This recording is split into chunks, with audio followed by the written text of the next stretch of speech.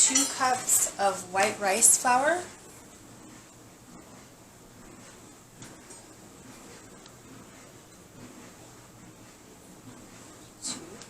And then we're going to do 2/3 cup of tapioca starch.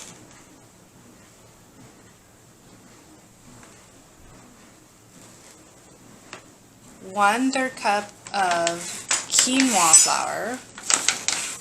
It's a little different. And 1 teaspoon of xanthan gum.